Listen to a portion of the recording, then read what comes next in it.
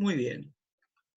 Vamos a hablar hoy, entonces, de una introducción al método científico. Vamos a hablar un poco de las características, de su historia. En general, en una clase, cuando hago la pregunta desde hace cuánto la humanidad utiliza el método científico para extraer conocimientos como una forma, un procedimiento de generar conocimiento, suelen una gran cantidad de personas referirse a que el método científico se aplica a partir de 1900 o del siglo XIX, ¿sí? Y otros se acuerdan que hay científicos anteriores, por ejemplo, se acuerdan de Newton o de Galileo Galilei, y otro conjunto suele referirse a esa época. Pero les voy a mostrar que en realidad el método científico es mucho más antiguo.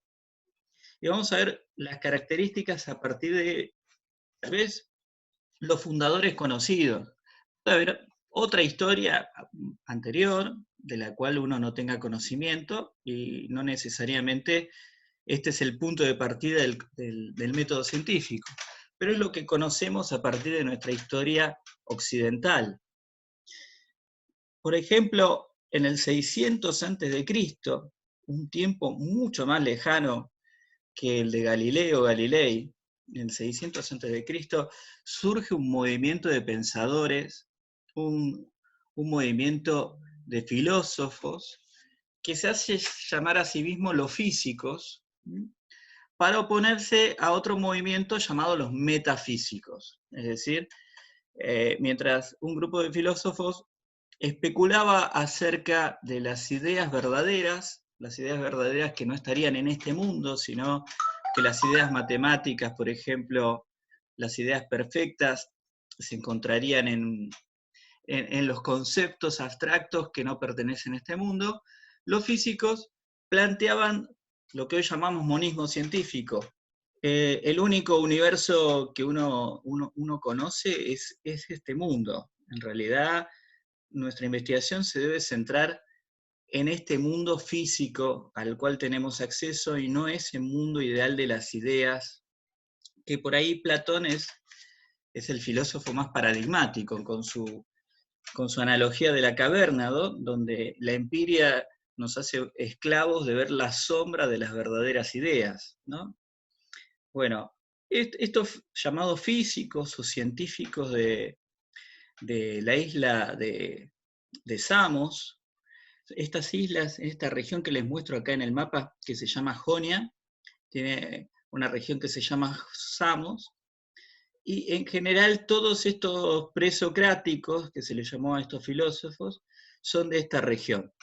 Por eso se dice que pertenecen a la región de Jonia. Bueno, estos presocráticos tenían un contexto histórico muy interesante. Por ejemplo, ellos tenían la posibilidad de comerciar. Jonia comerciaba con las grandes potencias de esa época. Tenían relación con los macedonios, con los egipcios, con los otros griegos, y podían tener trato con todas esas culturas distintas, y todos traían versiones de cómo interpretar la realidad. Es decir, venía un etrusco y decía, bueno, el dios del cielo se llama Marduk y tiene estas características. Venía un griego y dice, el dios del cielo se llama Zeus y tiene estas otras características.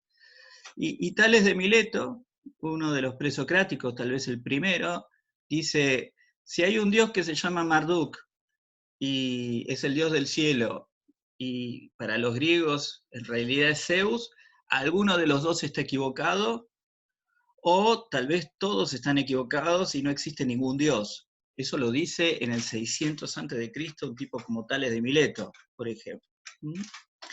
Entonces, tenemos un lugar donde va a haber baja conformidad social porque abreva gente a comerciar de culturas tan diversas que les permite romper la naturalización de cómo interpretar la realidad o pensar las cosas.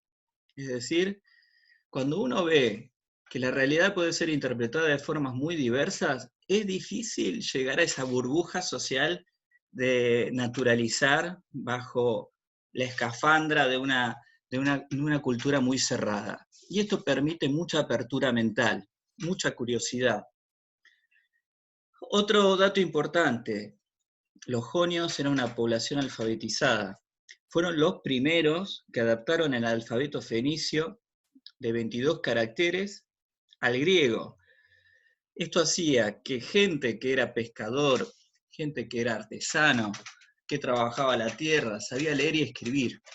Esto era una rareza en esa época. Ustedes piensen, nos cruzamos de Jonia y nos vamos al África y vamos al Alto Egipto, y ahí encontrábamos que solo el 1% de la población sabía leer y escribir. ¿Cómo se llamaban esas personas? Esa élite se llamaban los escribas. Porque el oficio, así como el panadero le enseñaba a ser panadero a su hijo, bueno, un escriba le enseñaba a leer y escribir a sus hijos, ¿sí? Y ese era el oficio. Pero solamente el 1% de la población sabía leer y escribir, frente a Jonia, que el 99% sabía leer y escribir. Esa era la diferencia en esa época. Y además es gente que está acostumbrada a construir tecnología. Gente que tiene que resolver problemas, tiene que solucionar problemas de la vida cotidiana, armando artefactos, porque son campesinos, son pescadores, son marineros, artesanos. Están acostumbrados a hacer cosas con las manos, y de ahí a hacer experimentos no hay demasiado trecho. Bueno, acá les muestro algunos de los conceptos que establecieron los presocráticos. El primero, empiezan a usar un término distinto. Utilizan el término cosmos en vez de caos. Ustedes saben que el universo, antes de los presocráticos, era llamado caos por una deidad que interpretaba el universo. Y esta deidad lo que tenía de interesante es que no tenía ninguna legalidad. Los eventos ocurrían azarosamente. En general eran dioses que por caprichos emocionales te podían hacer la vida imposible, todo porque le habías caído mal, hasta la suerte de que les hubieras caído bien y te ayudaran en la vida. Es decir, el caos tenía que ver con un universo incomprensible. Y el término cosmos quiere decir todo lo contrario. Quiere decir un universo que tiene reglas, un universo que tiene principios, y que si uno observa debajo de esa empiria confusa, va a poder encontrar algunas regularidades, principios generales que uno puede extraer a través del pensamiento. Otra área importante que revolucionó con los presocráticos es el conocimiento producido por el hombre. Si uno va a otras poblaciones, en general el conocimiento era extraído de escrituras sagradas o de costumbres que no eran discutidas. Piensen, por ejemplo, pitonisas entrando a cavernas con azufre, volviendo todas boleadas con alucinaciones, donde vieron un gran ejército que vence a otro ejército y un rey toma una decisión de atacar por la visión de la pitonisa, ¿sí?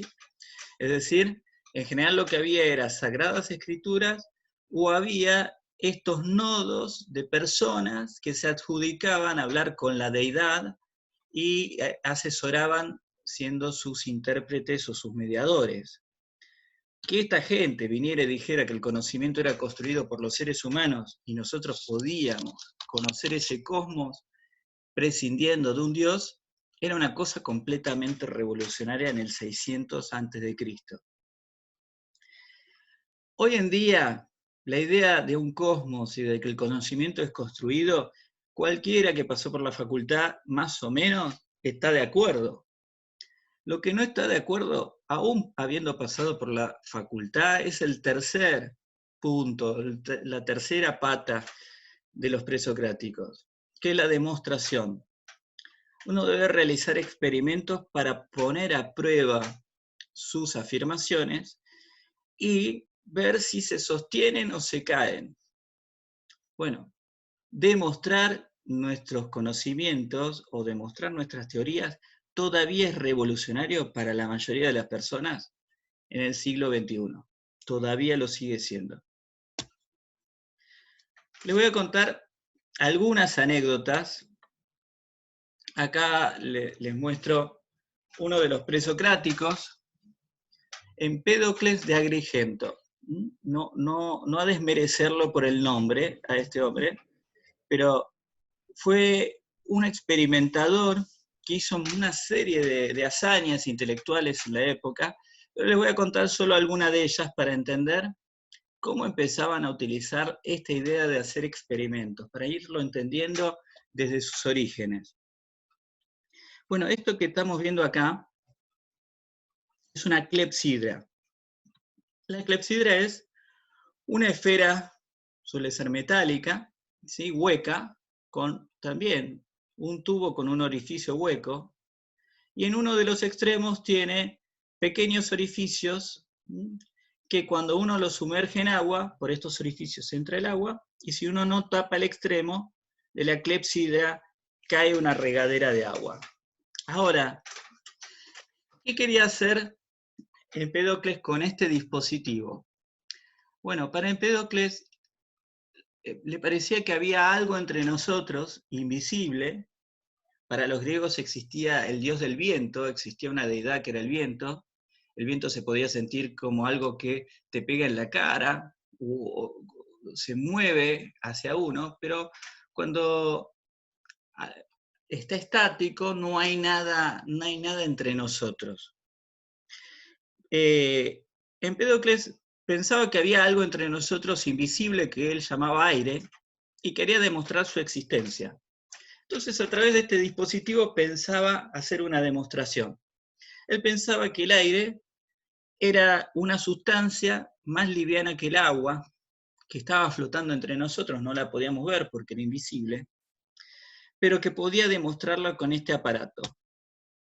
¿Qué iba a hacer Empédocles? Bueno, tapando el orificio, una vez que había, primero con el orificio destapado, mete el agua por los orificios de la clepsidra. Si uno tapa con el dedo, uno ve que no cae agua, y si uno destapa, aparece una regadera. Bueno, este fenómeno, él lo explicaba de esta manera. Hay una sustancia invisible que nosotros no estamos viendo, que cuando yo estoy tapando el orificio con mi dedo, no puede ocupar el lugar del agua y escapar por el tubo vacío hacia el exterior. Cuando yo destapo el orificio, el aire, esa sustancia que no podemos ver, pero yo postulo que existe, es más liviana que el agua y pasa a ocupar su lugar, y el agua, que es más pesada, ocupa el lugar del aire. Y por eso vemos el fenómeno de la regadera. A ver, estas cosas que por ahí uno dice, bueno, tanto lío por una cosa como esta, imagínense que estas personas estaban descubriendo el aire, estaban descubriendo cosas que son de nuestro sentido común hoy en día. Y realizaban dispositivos como estos para postular hipótesis y predecir cosas que deberían ocurrir si esas hipótesis fueran correctas. Eso es una demostración, ¿se entiende? Hacer una experiencia, o lo llamamos experimento, para poner a prueba esas hipótesis y ver si son correctas o no, a partir de las consecuencias que deberían ocurrir. Les quiero contar un par de anécdotas, no quiero ahondar mucho en esto, no los quiero aburrir, pero este personaje me parece tan brillante y tan increíble lo que hizo, en la época que lo hizo, que esta historia la tengo que contar, pensaba. Eratóstenes fue el director de la Biblioteca de Alejandría. La Biblioteca de Alejandría quedaba en Egipto. La capital era Alejandría. Estamos hablando de la época de Carlomagno, de Alejandro Magno, quiero decir, cuando fue emperador. y fundó esta biblioteca, una biblioteca de eruditos y científicos donde muchos de los presocráticos trabajaron. Y este era el director de la biblioteca. Un día, Eratóstenes lee que en una ciudad que está a unos 8 kilómetros de Alejandría, que se llama Siena, en el solsticio de verano, el 21 de junio, los rayos del sol caen perpendiculares sobre la Tierra y no hay sombra alguna. De hecho, caen tan derechos que hay un pozo o aljibe que se puede ver la luz del sol en el fondo del pozo, como se ve acá en el dibujo. Esto no pasa en otras épocas del año, pasa solamente ese día. Bueno, este tipo escuchó eso, ¿sí?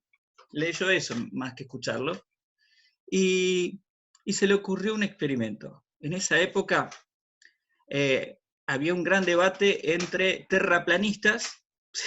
¿Te suenan los terraplanistas? Bueno, había un gran debate entre terraplanistas y personas que postulaban que la Tierra era una esfera. Pero, ¿cuáles eran las demostraciones? Las demostraciones eran indirectas. Por ejemplo, las personas que creían que la Tierra era esférica se basaban en los eclipses lunares.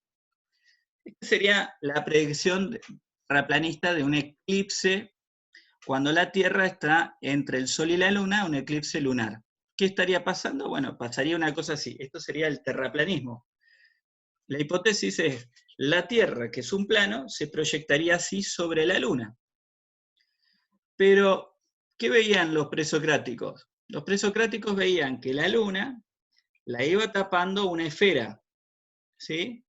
Veían que cuando la Tierra estaba entre el Sol y la Luna, proyectaba una sombra de una esfera sobre la Luna. Entonces ellos creían que no era un plano la Tierra, que la Tierra tenía forma esférica. Y Eratóstenes era uno de ellos. Bueno, entonces quiso probar de medir cuánto medía esa esfera. Y eso que leyó, que a cualquiera de nosotros no le hubiera llamado la atención, eso de que no había sombra en Siena el 21 de junio, a él le dio el clic para cambiarlo todo. Porque gracias a eso, Colón viajó a América porque utilizó las medidas de Eratóstenes. ¿Qué hizo? Fíjense, acá está Alejandría y acá está Siena. Bueno, lo que hizo es, primero, no sabía cuánta distancia había entre Alejandría y Siena. Contrató a una persona que le hizo contar los pasos, y eso lo traducimos ahora en 8 kilómetros, que es la medida que hay de Alejandría a Siena. Pero él contrató a una persona para que midiera la cantidad de pasos que había entre Siena y Alejandría. El 21 de junio, él midió la sombra.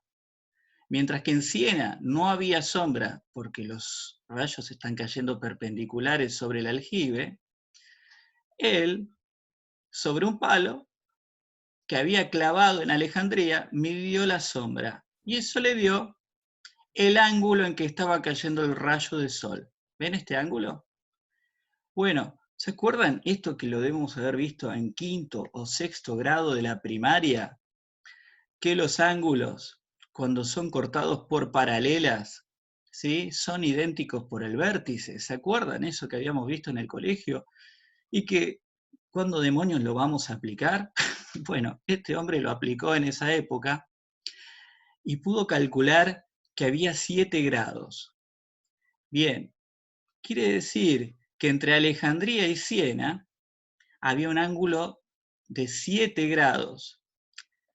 Si esto fuera una esfera, y solamente estos son 7 grados de 360 grados, es apenas la 50ª parte de una esfera, voy a multiplicar 50ª parte por 8 kilómetros y me va a dar la medida de la Tierra. Ese cálculo tan simple, a partir de medir un par de sombras y de contratar a una persona para que le calculara la distancia entre dos ciudades, dio la medición más exacta de la Tierra. ¿Cuánto le dio en el 276 a.C. a Eratóstenes? 40.074 kilómetros. Es decir, solo se distanció por un par de kilómetros de la medida actual con los mejores satélites. Hoy sabemos que la Tierra mide 40.008 kilómetros. Miren Eratóstenes solamente midiendo la sombra y calculando con matemáticas de quinto grado lo que logró hacer. Midió la esfera de nuestro planeta. Y esta es la información que le llegó a Colón para viajar a América. ¿Qué pasaba? El viaje era tan enorme que Colón hizo trampa y a los reyes católicos les informó un planeta mucho más chiquito, porque si no, jamás le hubieran permitido hacer un viaje que estaba destinado al fracaso. Bueno, Colón era una especie de buscador de sensaciones, mucho no le importaba sacrificarse a él y a toda su tripulación. Por suerte estuvo América en el medio, porque el viaje era imposible si no hubiera habido un territorio en el medio, como lo que él quería hacer era dar la vuelta al mundo. Bueno, simplemente quería compartir con ustedes cómo el método científico, a partir de solo poseer palos, sombras, observación, mente, se puede llegar a estos resultados comparado con lo que pueden hacer ahora nuestros mejores satélites. Una cosa más, ¿cómo sería la hipótesis terraplanista? Ya que hoy en día se habla mucho de la hipótesis de que la Tierra sea un plano. Bueno, la hipótesis terraplanista debería ser que el 21 de junio, cuando en Siena no hay sombra, en Alejandría tampoco debería haber. Bueno, la hipótesis terraplanista es científica en el sentido de que uno predice consecuencias y las puede probar. Entonces uno puede falsear la teoría terraplanista. Bien, ¿se va entendiendo hasta acá? ¿Sí? Ustedes díganme, me pueden decir por el chat, cuéntenme si quieren preguntar algo. Les cuento de Aristarco de Samos, muy breve, y ya pasamos a otra época. Pero simplemente quería contarles cómo Aristarco de Samos, 300 antes de Cristo estamos hablando, ¿sí? 1800 años antes de Copérnico, hizo cálculos, también utilizando un eclipse solar, y pudo calcular el tamaño del Sol y la distancia en que el Sol se encontraba de la Tierra, y postuló, Aristarco, que la Tierra, la Luna y todos los planetas giran alrededor del Sol. Lo hizo 1800 años antes de Copérnico. De hecho, Copérnico, cuando escribe su tratado, cita a Aristarco, y cuando se va a publicar el libro saca la cita de Aristarco, y queda él como el primero que propone la idea copernicana de que todos los planetas giran alrededor del Sol. Por quitar esa cita, Aristarco durante muchísimos años pasó desapercibido.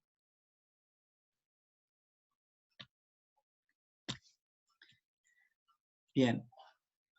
Finalmente, la Biblioteca de Alejandría fue quemada, pero previamente se la dejó estar, se persiguió a muchos de los científicos. El método científico tuvo un gran auge en la época de Carlomagno, pero,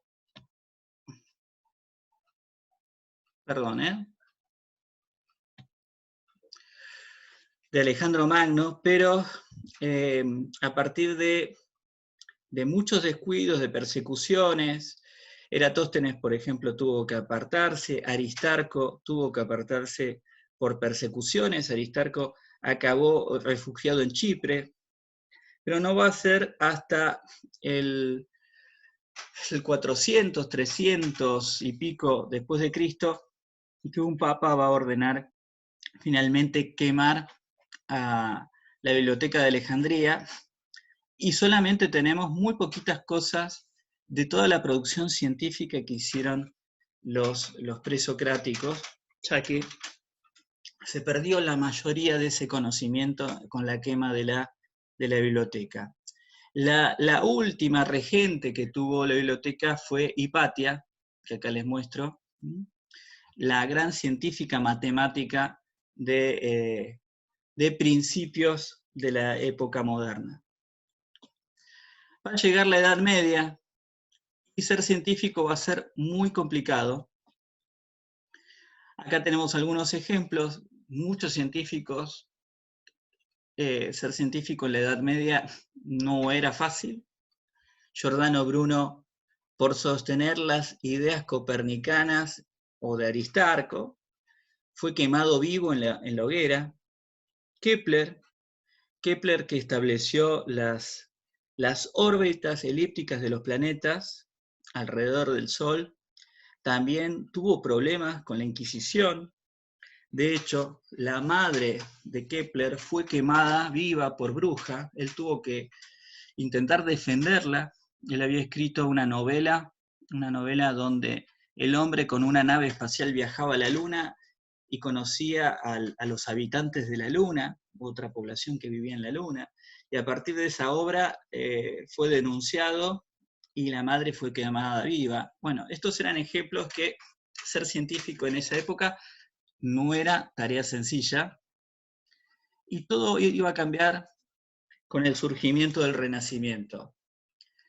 En la época renacentista, si bien la religión, la escolástica es tomar las Sagradas Escrituras y todo lo que escribió Aristóteles como verdadero, y todo lo que se oponía a esos principios era falso.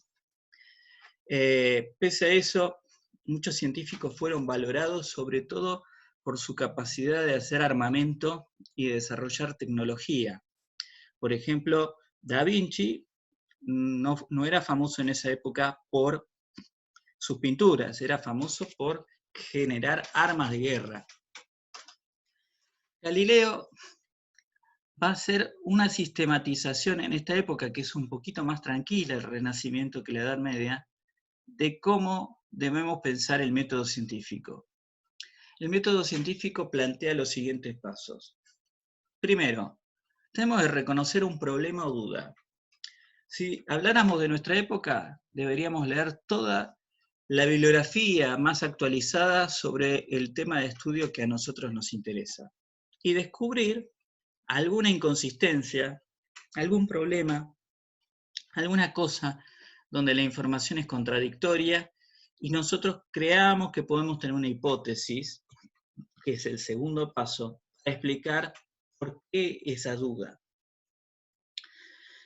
¿Por qué Einstein utiliza la órbita de Mercurio en torno al Sol, que tenía un desfasaje de milésimas de segundo y no cerraba en el modelo de Newton? Bueno, porque esa pequeña inconsistencia llevaba a otros a pensar que había un planeta molestando con su gravedad y distorsionando la órbita de Mercurio. Y en cambio, el modelo que va a proponer Einstein es que el espacio y el tiempo no son dos cosas distintas, sino que son la misma cosa y se llaman espacio-tiempo y se pueden distorsionar por la gravedad o por la aceleración. Y eso estaba deformando el modelo newtoniano en la órbita de Mercurio. Bueno, a veces puede pasar eso. Una hipótesis puede destruir todo un paradigma a partir de una inconsistencia. Predecir las consecuencias. Las hipótesis no es solamente decir algo, sino que tenemos que predecir cosas que deberían ocurrir si fuera cierto lo que planteo, y si no fuera cierto, ¿qué cosas podrían demostrarlo? A eso nos tenemos que someter, a que se puedan caer nuestras formulaciones. Luego, cuarto paso, dice Galileo, hacer una experiencia o experimento que ponga a prueba esas predicciones. Y esto es un proceso creativo. Luego, formular la regla más sencilla que organice las hipótesis, los efectos predichos y los resultados experimentales. Hoy llamaríamos a hacer un modelo, generar un modelo de lo que nosotros queremos probar.